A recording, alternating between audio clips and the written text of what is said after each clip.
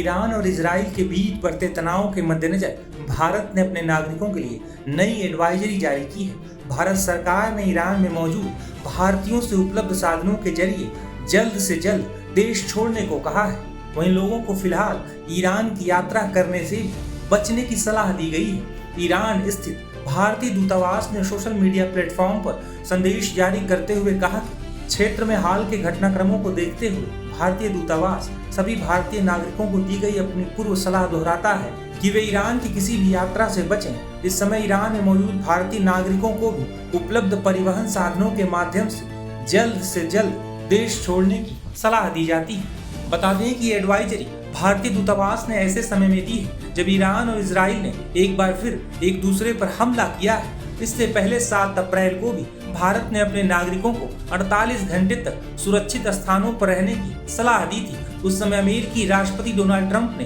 Hormuz strait को लेकर Iran को चेतावनी दी थी। रिपोर्ट्स के मुताबिक ईरान युद्ध शुरू होने से पहले तक ईरान में करीब 9000 भारतीय मौजूद थे, जिसमें बड़ी संख्या छात्रों की थी। जंग शुरू होने के बाद से अब तक लगभग 1800 भारतीय वापस लौट चुके हैं। वहीं करीब 7200 भारतीय अभी भी ईरान में मौजूद हैं।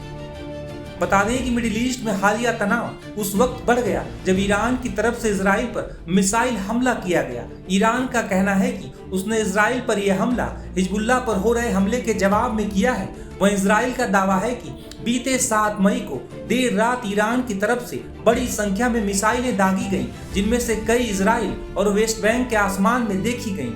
वहीं अमेरिकी राष्ट्रपति ट्रंप ने इन हमलों के बाद कहा है कि ईरान हमले तत्काल बंद करे, नहीं तो सीज फायर से जुड़ी संभावित बातचीत प्रभावित हो सकती है। वहीं इसके साथ ही ट्रंप ने कहा है कि इजराइल और ईरान दोनों ही तत्काल सीज फायर चाहते हैं। शांति को लेकर अंतिम चरण की वार्ताएं जारी हैं। हालांकि अज्ञानता या मूर्खता इसमें बाधा बन सकती है। अंतिम समझौता होने तक नाकाबंदी पूरी तरह लागू रहेगी और प्रभावी बनी रहेगी। चीजें तेजी से आगे बढ़नी चाहिए।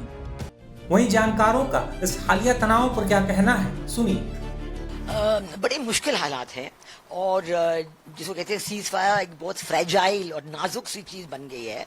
किसी वक्त भी ये पूरा युद्ध दोबारा शुरू हो सकता है और हमें पता है कि कई बार पिछले हम देखा जाए तो जून 2025 में, फरवरी 2026 में पीस टॉक्स हुए हैं ईरान और यूएसए के बीच, और हर बार जब ये पीस टॉक्स किसी नतीजे पे पहुंचने जा रहे हैं तो तब ये उल्टा होके युद्ध हो जाता है। ये फरवरी इस साल में जब 28 फरवरी को युद्ध शुरू हुआ था, जब इजराइल और यूएसए ने ईरान पे हमला किया था, उससे ठीक पहले फॉरेन मिनिस्टर ऑफ ओमान के जरिए टॉक्स हो रही थी जिनीवा में, और फॉरेन मिनिस्टर ऑफ ओमान का ये कहना था कि बड़ी अच्छी तरह चल रही थी और ब्रेक थ्रू भी हो रहा था, लेकिन उसको सब छोड़ छाड़ के फिर युद्ध शुरू हो गया।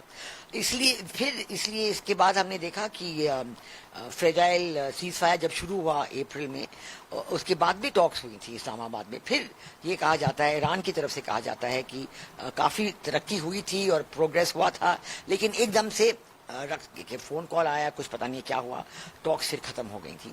तो अब इस बार जो है नेवल ब्लॉकेड हुआ है। सीज फायर होने के बाद नेवल ब्लॉकेड अमेरिका की तरफ से हो गया है। ये भी एक एक्ट ऑफ वॉर गिना जाता है और ईरान की तरफ से उन्होंने स्टेट ऑफ हॉर्मुज पे पूरा कब्जा लगा लिया है, और इससे एशिया में भारत के लिए, अन्य देशों के लिए बड़ी प्रॉब्लम्स हो रही हैं, क्योंकि 20% पूरे विश्व के ऑयल और gas supplies state of Hormuz के थ्रू जाते थे, और भारत की तो ये 50% बहुत ज़्यादा भी था। हालांकि ईरान की सरकार ने काफ़ी ऐसे जहाज़ें हैं जिन्होंने उन्होंने इजाज़त दे दी है कि वो आए हैं भारत, लेकिन फिर भी प्रॉब्लम्स तो हैं, और इसलिए हम सब चाहते हैं कि ये सीज फायर पक्की तरीके से हो जाए और दोबारा युद्ध ना छिड़ जाए। और हमने प्रेसिडेंट ट्रम्प कहते रहते हैं कि नहीं, इजराइल हमारी बात मानेंगे और युद्ध विराम, पीस टॉक, सीज फायर हो जाएगा, परमानेंट हो जाएगा, पीस डील हो जाएगी, ये कहते रहते हैं, लेकिन अभी कुछ भी आसार नहीं है कि हो रहा है।